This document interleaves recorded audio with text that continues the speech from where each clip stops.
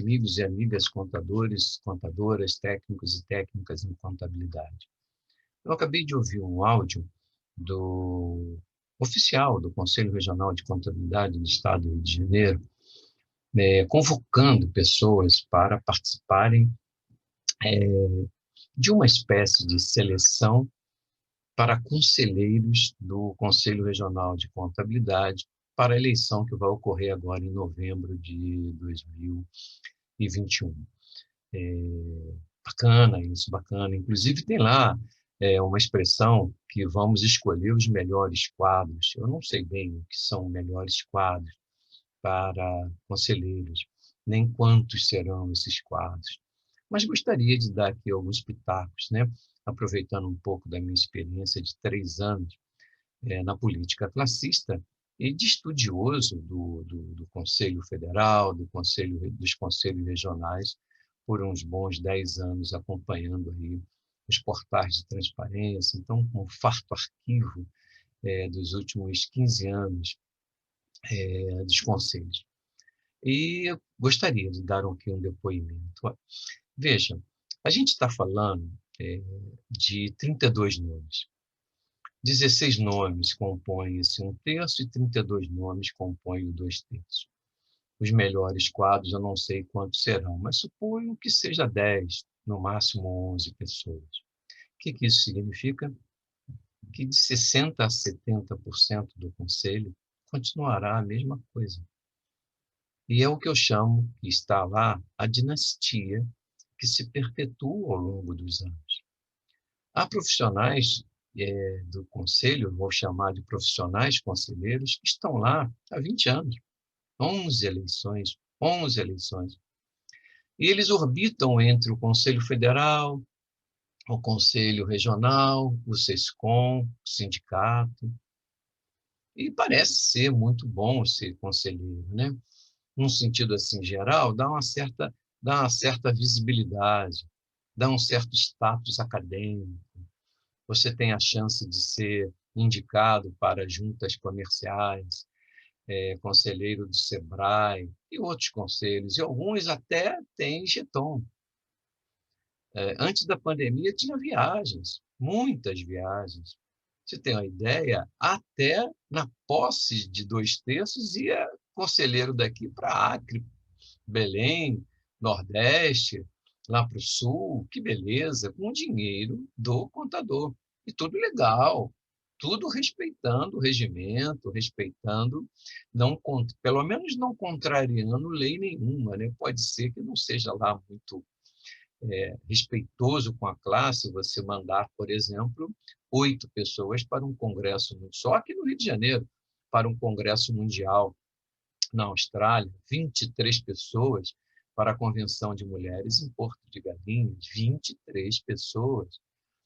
Para um beijamão na Colômbia, 8 pessoas, 5 ou 4 num seminário na Guatemala. Eu indago assim, para essas pessoas que vão entrar. Olha, vocês perceberam que a dinastia, nós vamos chamar aqui de núcleo central, o núcleo diretor, permanece o mesmo. Continuará ou continuarão respeitando as regras impostas pelo Conselho Federal. Mas o que precisamos discutir em termos regionais, em termos nacionais? O valor da anuidade, o anacronismo do exame de suficiência, as reflexões que se fazem necessárias sobre educação continuada. Chega novembro, dezembro, tem fila no Rio de Janeiro, nos elevadores, para fazer os cursos, para manter a pontuação.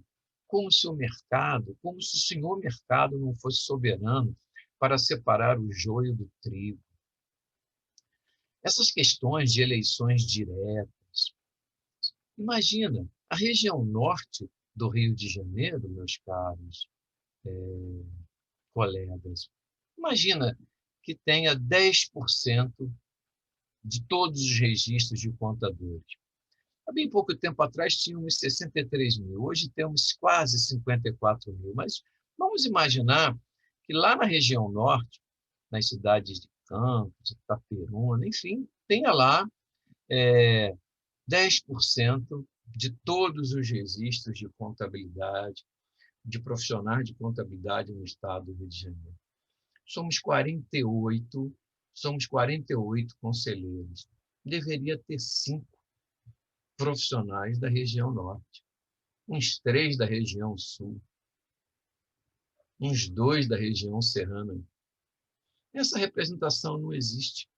Eleição direta e distrital acabará com isso. Vocês conhecem a eleição no Conselho Federal? É um escárnio.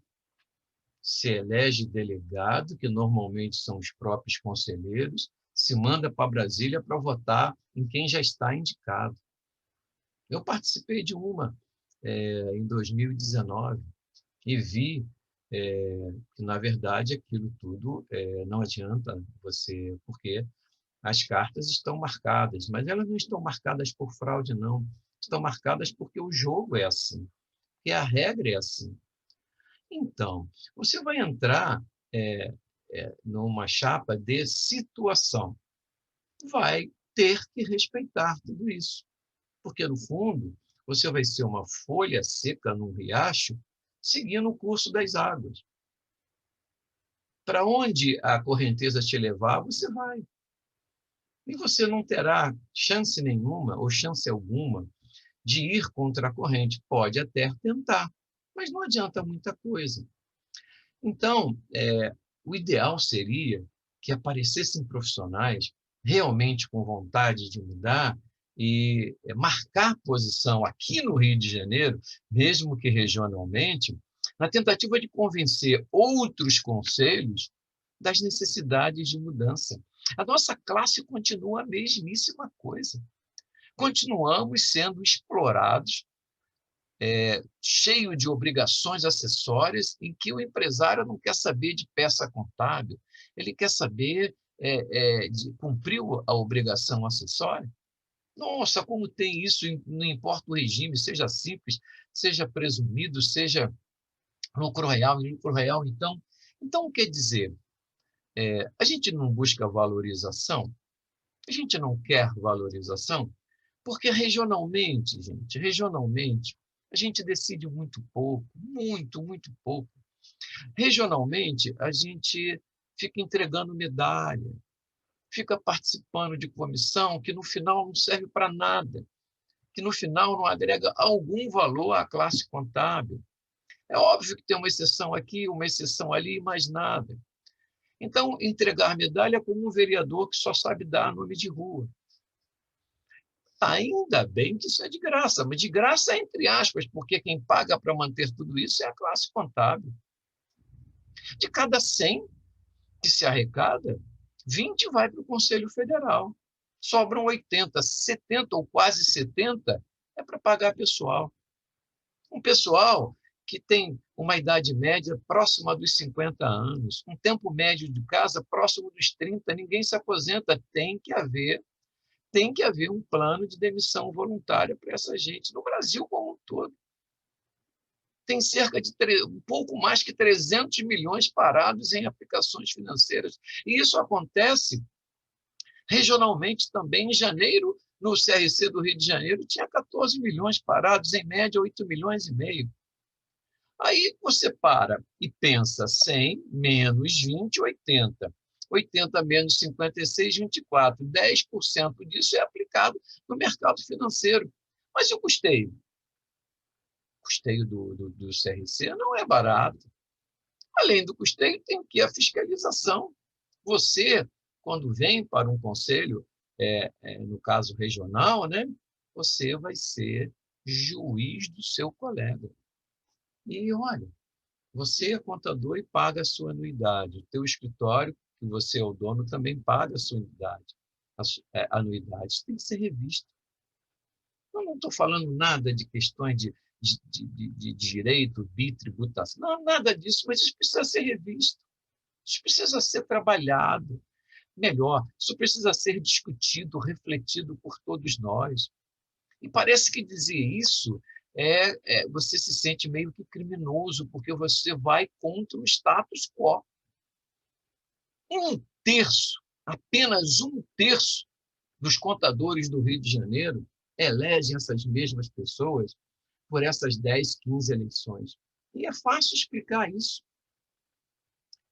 Bom, Raimundo, o que acontece com os outros 2/3? É fácil, inadimplente não vota. Há pessoas que votam em branco e votam nulo. E quando tem outra chapa, os votos são na outra chapa. O que sobra é 1/3. E é anunciado quando vence, vencemos com 48% dos votos válidos. Os inadimplentes não votaram. Houve o voto em branco e o voto nulo. E os outros votos foram para outra chapa. Quando tem outra chapa. O meu objetivo aqui é fazer com que você pense assim. Claro que tem aqueles que concordam com isso. Outro dia escutei de uma pessoa que, olha, eu não voto contra esta pessoa de jeito nenhum, porque eu gosto dele. É isso. Pode gostar dele, mas talvez não goste da classe. E eu estou falando aqui em relação à classe contábil, do que precisa de mudanças, porque mudança tem que acontecer. Manter esse status quo, isso vai gerar, vocês já viram, 70% de despesa com o pessoal. Isso vai bater na trave em algum momento e vai sentar no colo de alguém. Precisamos rever tudo isso, precisamos rever toda a nossa condição classista. Porque precisamos da política partidária, temos que ir para deputados federais, para senadores, para mudar essas regras, essas leis ordinárias anacrônicas. Lei ou decretos de 1947, que vivenciamos uma época completamente diferente. Por ano, a gente está falando de quase 50 mil bacharéis despejados no mercado. Meu último estudo, nos últimos 5 anos, desses 250 mil bacharéis em contabilidade, apenas 19 mil entrou no sistema. Tem algo errado, tem algo que precisa ser visto. E você, novo conselheiro, pode ser uma voz disso. Pode ser uma voz para, pelo menos com sua voz, mostrar para outros colegas a necessidade de. Então, esse é o meu recado. Tomara que surja gente de situação, porque é do jogo, é democracia, mas tomara que surja também um montão de colegas de oposição para pensar e refletir no que eu estou aqui falando. Um forte abraço a todos vocês.